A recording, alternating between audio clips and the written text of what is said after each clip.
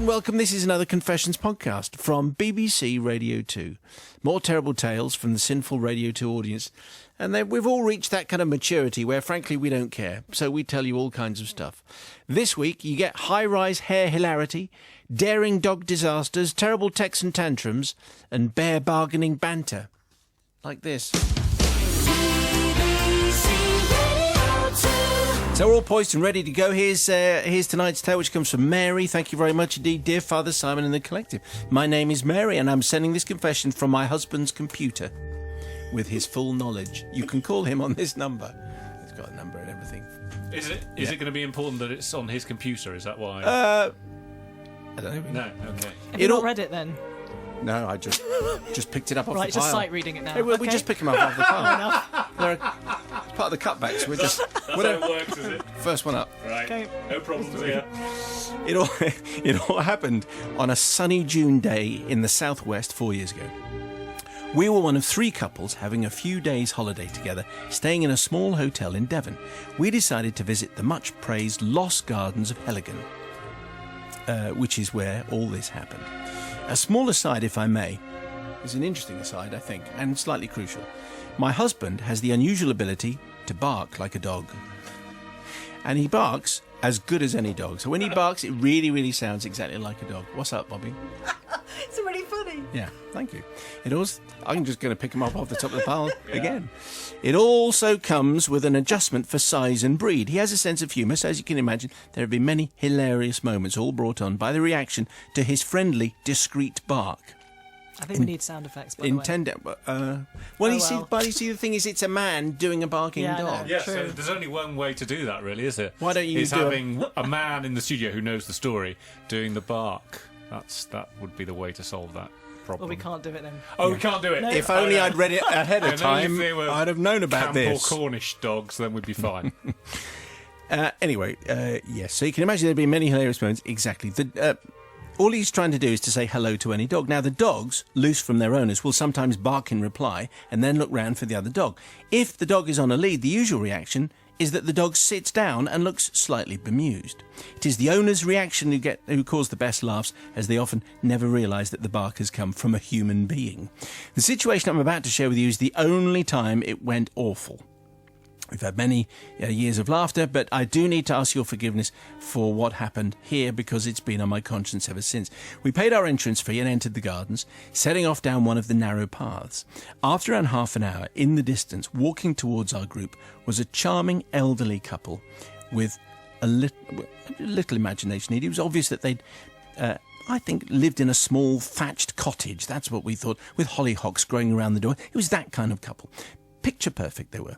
It was only as they got closer that there became cause for me a little concern, as trotting along on a lead was some form of terrier. Now, this was a no-brainer for my husband. You don't need a degree in anything to know what in all probability was about to happen. The scene was set for our canine friend to have a one-sided conversation with a non-existent dog.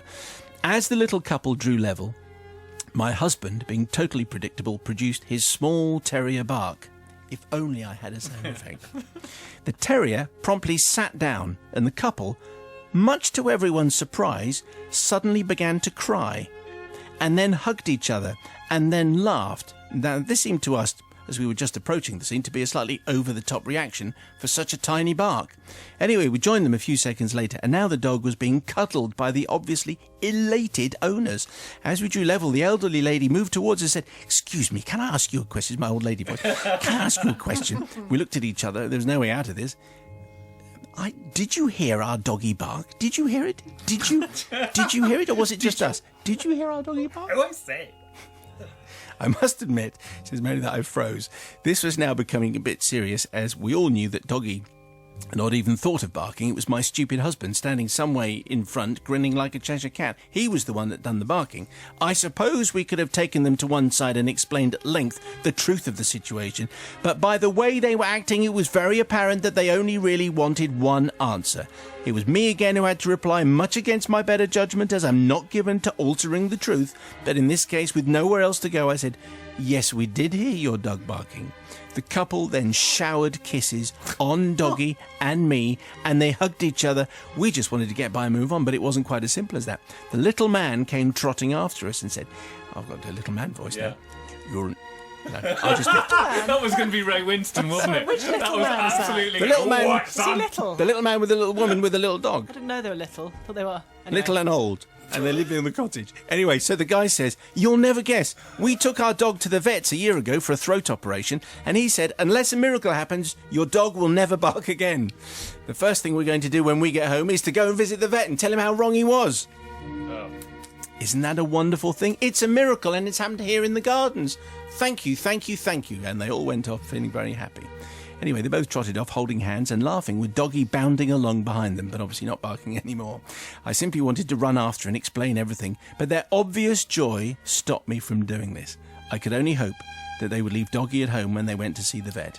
My only hope is for your forgiveness.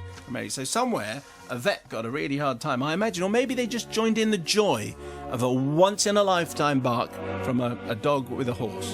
A horse dog. Anyway, what do you think? Sorry. These are...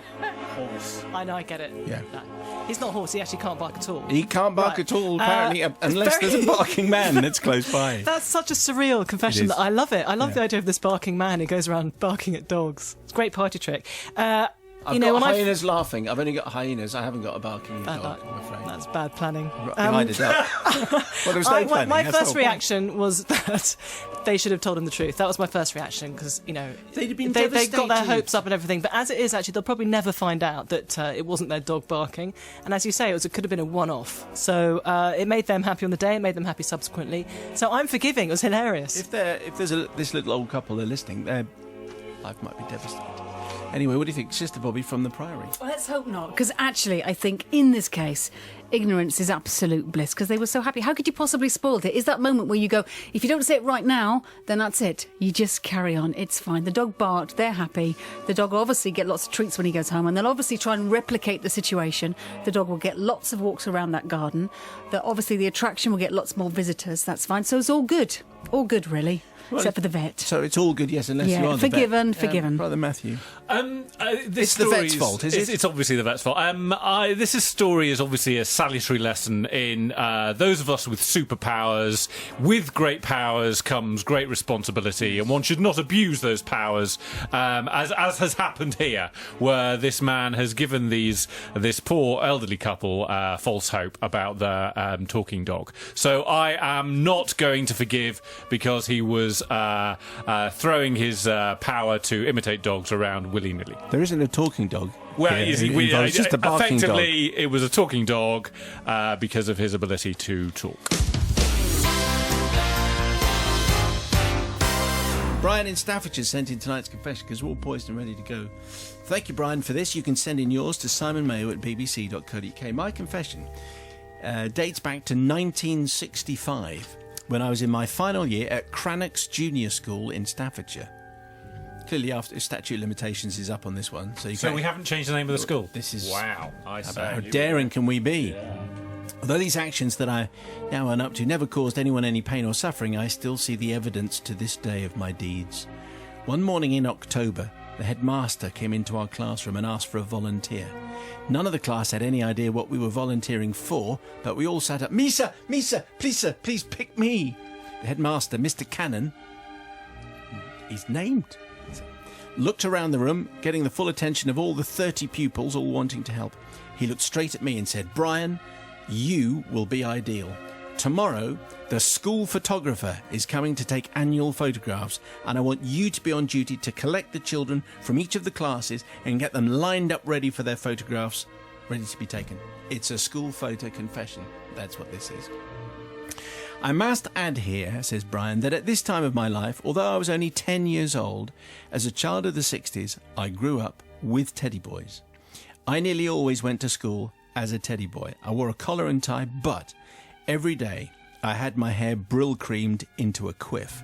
My dad always let me use his hair cream, and as you can imagine, combing my hair about 50 times a day caused my comb to be plastered in gloopy gel. My hairstyle was thus: parting down the left hand side, combed straight over to the right, and then the fringe combed straight back, just like a teddy boy. Was I handsome or what? Says Brian. What do you think? Does that sound handsome? Yeah, definitely. I Pretty reckon. good. Imagine that at 10. He was the coolest kid.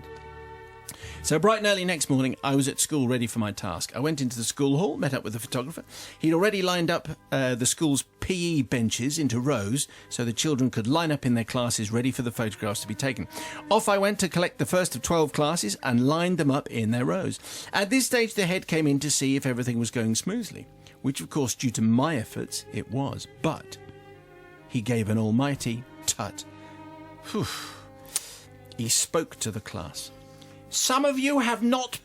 What? It's 1965. Okay. All head teachers spoke like this. Yes, okay, go on. Even in Staffordshire. Some of you have not bothered to comb your hair, despite a letter going to your parents to explain how important it was to be smart on this day of days with the photographer here. I took my chance to save the day and become the school hero. Sir, I've got a comb. Perhaps I could give them a quick once-over, just to smarten them all up. Good idea, Brian, says the head. Charles Hawtrey. It is a bit. You do that and I'll get someone else to collect the classes. A promotion in the same day, and I even get to have my own runner to collect the other classes. This was going okay. So as the children lined up on the PE benches, I walked along them like royalty inspecting the troops, and those without and some with decent hairstyles were quickly smartened up with, yes, you guessed it, a style just like mine. Boys and girls alike all had to have a quick teddy boy once over, despite their protestations with my comb, or, with the exception of one or two kids who I knew had dirty hair or nits, I would use my plastic 6-inch ruler, which I had in my inside top You pocket. comb someone's hair with a ruler. They would never know the difference. Because Because they haven't seen a comb. Yeah, they That's got right. just smooth it down, Nah, flick fine. away the nits.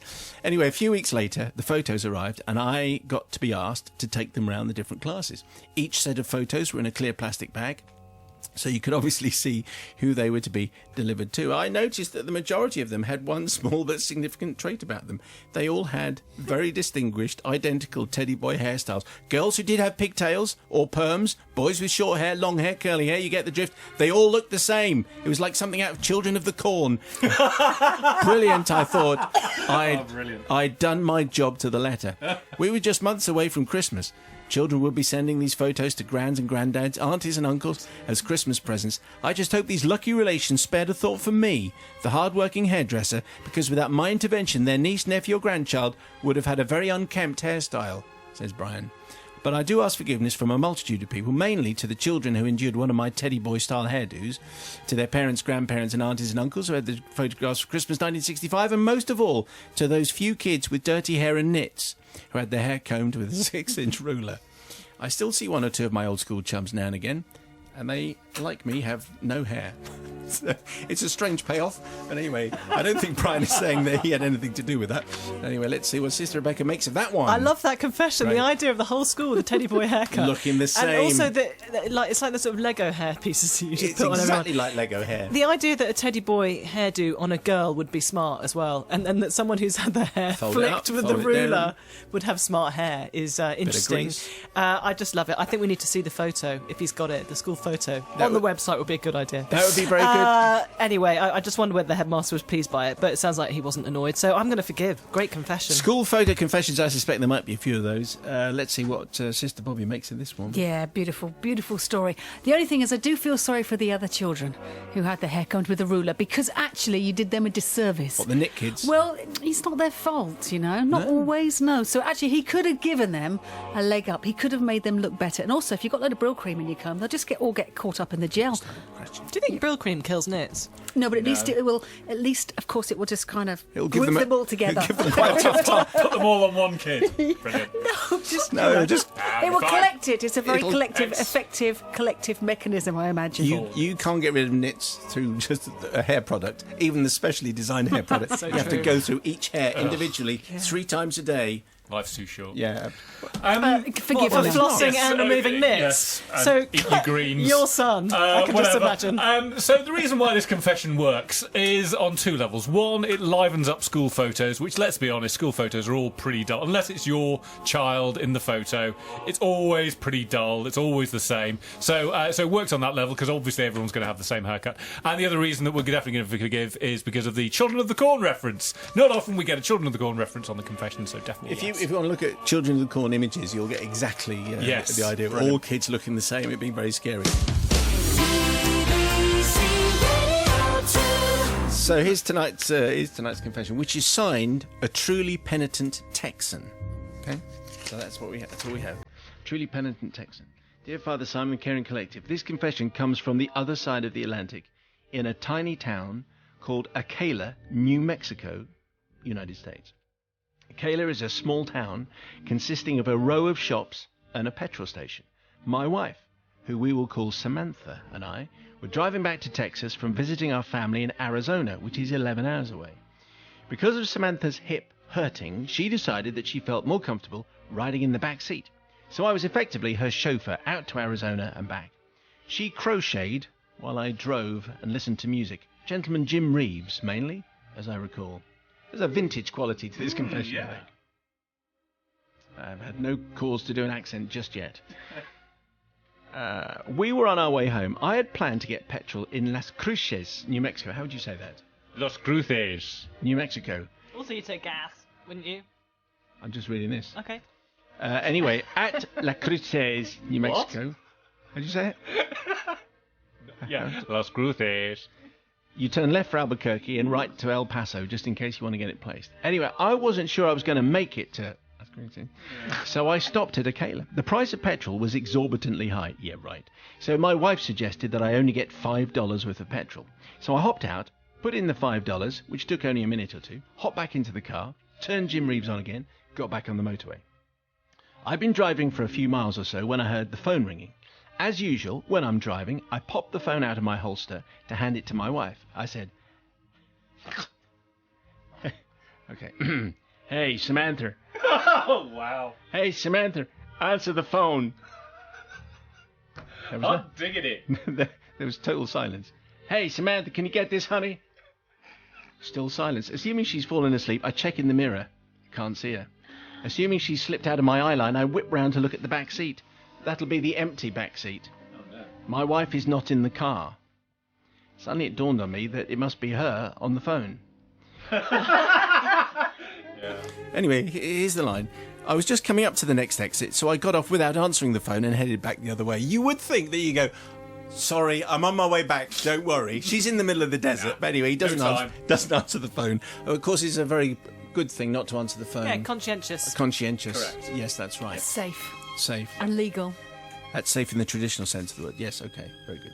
Unbeknownst to me, my wife had actually gotten out of the car to go to the loo and had returned to discover that the car and I were gone. My wife had stood bewildered at the petrol station with the attendant, taking a keen interest in the drama that was unfolding. My wife had said to the attendant that I had left her behind. The attendant asked if we had had words. My wife denied this and asked the attendant if she could please use their phone to call me. Apparently she called many, many times, but I had failed to hear. She was stuck in the middle of the desert. I blamed Jim Reeves, but unfortunately my wife blamed me. What do you mean you didn't notice? What? Excellent. Go on, yeah. What do you mean you didn't notice I wasn't in the car? How was that even possible? What did that turn into at the end? Tom and Jerry. Am I so... Shall I just do English? Yes. Yeah. Am I so unimportant that even my total absence from our car goes unnoticed? How self-obsessed you have to be not to even notice that your wife isn't in the same car as you? And so on. And so on, all the way back to Texas. Father Simon, had she not remembered my number and called me, in all honesty, there's no telling how long I would have travelled down the motorway before realising she wasn't there. I have to say, to be honest, probably a very long way. All the way home, to be honest. My wife maintains that she had told me she was going to use the toilet, but I never heard her say anything, nor did I see her get out of the car. Obviously, I need to ask the forgiveness from my wife, who I left in the middle of the desert on her own, and for the attendant who, although he'd finished his shift, stayed with my wife till I got back, and wasn't a crazed tobacco-chewing, dungaree-wearing escaped convict, which is what would have happened in the movies. Yours sincerely, a truly penitent Texan. Imagine that, you leave your wife... in the most remote place. I don't think there's anyone listening been to Acala, New Mexico, because I looked it up on the map. It is virtually not there. And she was on her own. That attendant could have... You don't know where the attendants come from. in this day and age, I don't know. Yeah, those places can be really scary, can't they? Very, very Because scary. you are on your own. It's funny that I know she was in the back crocheting, but do they not speak to each other ever? Clearly I don't not. think so. Kind of weird. I mean, maybe that's not his fault. Maybe that's just something Maybe to he's do got with the Jim relationship. Reeves so loud she Yeah, can't it could be bothered be. to But shout over he Jim. does. I mean, he said it himself. He comes across as a little bit self-obsessed. So I'm afraid I'm not forgiving. I think there'll be a number of people thinking, oh yeah, there was a time I left insert member of family. Well, the Prime Minister did it, didn't he? He left his, I think he left his daughter in the pub. Anyway, so there'll be a whole series. Yes, I left my children / partner / grandparents behind. Confessions. They'll be very welcome. Sister Bobby from the Priory, what are you saying? Oh, I left my dog outside Quicksave in Oswald Street. Doesn't really have the So, same. no. Doesn't really have the same ring to it, though, Just does so you it? know, I went back for him. But what I'm saying is, it's quite easy. I know it sounds. If it's not in your head or you get distracted, he didn't know she was getting out the car. No. So it wasn't in his head. He's just filling out. It's only putting five. He's actually probably thinking, I should probably put $10 in, not $5 in. Is it going to get us to the next You'd place? think, though, he'd look in the mirror as he pulls away, because obviously it's a safe thing to do, and then notice that maybe his missus Yeah, but if she's isn't there. lying down in the back because she was resting her hip, you know what? I'm going to go with this. I'm going to go with forgiveness. You're forgiven this time because she was in the back lying down. Okay, well, so she was probably out of his eye line. So you're forgiven this time, but it was close. Nicely poised then for Brother Matthew. Well, I tend to have the music on pretty loud when I'm driving, and so but even I would notice if my wife was in the back and she wasn't in the back when I was driving and I'd left her at a service station. I would notice that, and I think she actually does very well to it because I don't know anyone's number anymore. Since I've got mobile, I've no idea what other people. So she's done very well there to remember his number. So for that reason, I'm going to not forgive because I will not forgiving him. I'm forgiving her, but she's got nothing to be forgiven for. Right. Definitely not forgiving him. So I'm but yes. the truly penitent Texan, are you forgiving No, him? You're no, not no, forgiving him. No. Dear Father Simon and the Confessional Collective, forgive me, it's been 20 years since my last confession. My wife and I have just returned from an amazing trip to Alaska, including a week spent on Kodiak Island, an amazing place with stunning countryside, down-to-earth Alaskans, and the biggest grizzly bears on the planet. As the only Brits on the island, we quickly became accustomed to being the centre of attention, particularly from the waitresses. And I've never sounded more like Hugh Grant or Colin Firth in my life. But the free drinks that came our way, general level of service in the restaurants, and the one bar was very welcome. On Sunday, just before we were due to leave the island, we decided to stretch our legs and walk a trail or two.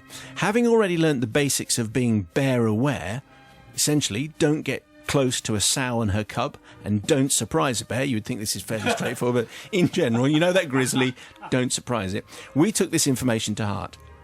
So whilst the advice is to make a loud noise, singing is best, apparently, as you walk, carry bear spray and also carry bear bells to warn wildlife.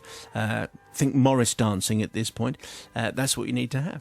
Anyway, we set off to a fairly remote part of the main island. On reaching the start of the trail, though, we realised that, one, we'd not seen anyone else around at all, even when walking through town at 9 o'clock in the morning, so we are on our own. Two, we didn't actually have any bear spray, and we didn't have any bear bells. Three, we're Brits, so we don't actually talk loudly, and we most certainly do not sing in public spaces, because it's not the done thing. So, with the knowledge that we may have a few problems, I found a 1-inch diameter, 8-foot-long Gandalf-style staff or stick, with which I had no doubt that I could fend off a 600-pound grizzly with some choice words and an attempt at a spell or two, because that's always going to help against a grizzly. Our quest began with plentiful berries to pick and eat should we get lost, and a favourite of the grizzly as well. I've incorporated food into this confession. Very good. It is very good. We made our way through the woods following the trail. What could possibly go wrong? After about 30 minutes of somewhat nervous walking and talking as loudly as we dare in a public space without feeling too self-conscious, we came to a viewpoint with a fabulous vista down to the sea about 100 yards away, looking down a gentle slope with bushes, small trees and vegetation. Relieved to have made it this far without being eaten, we stopped to take photos and enjoy the sunshine. As we stood and looked out, we became aware the crackling of undergrowth and the gentle pulling and tugging of bushes. Excited at the thought of seeing grizzlies, but slightly scared, we quickly strained our eyes and used our camera lenses to try and spot the elusive creatures. Slowly the swaying of branches and the crackling got louder, and we could make out shadowy movement in the undergrowth about 50 yards away. Remembering the advice of the rangers that we'd met, we started talking loudly to the bear, with my wife in particular saying, "Hello, bears!" Hi, we're up here. You stay there, okay? Because they all speak. You do what you just speak. You speak. We have sticks, I said. At this stage, I started singing 9 to 5 by Dolly Parton. Well, they said sing. I don't suppose it matters what you sing. Get stuck in there. Sing them a classic. Good song, yeah. No doubt this had an effect, as on hearing our voices, the noises would stop for a second, as the bears, presumably, took stock of the situation. Yet the movement and crackling of the undergrowth and pulling of berries continued. But we couldn't see them, no matter where we moved on the decking, even using my Gandalf stick to push some of the nearby branches away to try and get a clearer view. Over the next 15 minutes, the movement continued, and yet we still couldn't get a clear photo. We edged closer. 50 yards away. Hello, bears. We're here on the decking. 30 yards away. Bears, you stay there. We're from England. 20 yards away. Bears, don't get too close or I'll sing again. Anyway, we finally got a response about 15 yards away. We finally get a response from the bears, as one spoke to the other in an American drawl. Hey, Randy. Oh, no. I'm just saying. Good this. Hey, Randy. I think those guys up there think we're bears. Father Simon, we don't seek forgiveness from the Kodiak residents for my extra put-on English accent, or from Sir Ian McKellen for belittling his Gandalf stick, nor from the Alaskan Rangers for forgetting to heed their bear-aware advice. We do ask forgiveness for what I did next. My response to the comment, hey, I think those guys think we're bears, was worryingly swift. I said, oh, no, it's not you guys we're talking to. We're talking to that sow and cub about 20 feet to your left. And for additional effect, I helped confirm this fact as I used the strategically placed Gandalf stick to make larger bush shake noises. Think Jurassic Park undergrowth swaying. And I listed the response, and here I'm going to have to edit. Fiddlesticks, fiddlesticks, as they say in Alaska. Yeah. Let's get out of here. As two people emerged from their foraging and rather hurriedly crashed their way back through the trees to the shore, fairly certain that they were being chased by a mad grizzly. Anyway, Father Simon and team, we'd like to humbly apologise to the two berry pickers who were harmlessly picking food for their plates before two pesky Brits got involved. However, most of all, we'd like to apologise to any Kodiak bear who went searching for food on the North End Trail on Near Island, only to find a large flattened area and a direct path carved out from the viewpoint to the sea by two Americans fleeing for their lives. We humbly beg forgiveness from you and the confessional team. Well, I like it. I mean, it's a little bit of a bad American accent again, for which I can only apologise. But you can imagine that if you were the forager and then someone says, no, it's not you, mate, it's those bears over there, you're going to run for your life. What do you think, Sister Rebecca? I think they're a bit naive, because first of all, they thought they could fend off a grizzly bear with a stick. And secondly, they were getting closer and closer to what they thought was a grizzly bear, having been warned not to do that, so that they could take a picture. Exactly. And they were lucky that it wasn't, because they could have been attacked or worse. But then I'm going to forgive because of the subsequent joke on the other foragers, because I think it was very funny. OK. Novice Nigel? Keen to get hold of some of that bear spray. I like, what's that? bear What spray. is that? Does that work? Bear spray with bells on. Nigel, you smell terrible. You Yeah, need bear it's bear bells spray. and bear spray. What's spray the or spray? something? What does the spray do? It doesn't Well, it's- fend off the bird, does it? Well, yes, Presumably. if you don't like it, it'll be like mace. It could be something like, wow, what's that? That's lion dung. That's what you put down for deer if you want to Well, send you them spray away. yourself in this, and then the bird won't eat Isn't you. it like pepper spray or something? Yeah, but Who knows? We'll Spray the find bear. out. It'd have to be very close, wouldn't you? Yeah. And, I'm shaking my bells at you. It might just be like the smell of petals, rosewater. That'll be it. Dab it behind your ears and cook with it. And then the bear will go, oh, that's nice, I'll go over here. All back to Mayo's. He's cooking tonight with pepper do you and think? petals. Right, here we go. I think they just panicked because they didn't want to appear foolish, which is what they were. And the fact is they didn't want to lose face. So these poor innocent foragers, and picking berries is good news. So, Anonymous and wife, I'm sorry, you were just saving face. That's all you were doing. Therefore, I'm not going to forgive you. OK, poise then from Matthew. I would love to see grizzly bears, and but my problem with this is that I love to go hiking, but I couldn't cope with having to go hiking and talking to someone the entire time And singing. and the singing. That I was definitely not the singing, but I really can't cope with talking either. So That's why you work on the radio. Yeah. Well, no, I just want to be hiking alone. So I am going to forgive. Because, we all want to see a grizzly, and I'm anxious to find out how burr spray works. Well, they were this week's confessions. Send your own shadowy secret in confessions@bbc.co.uk. Thank you so much.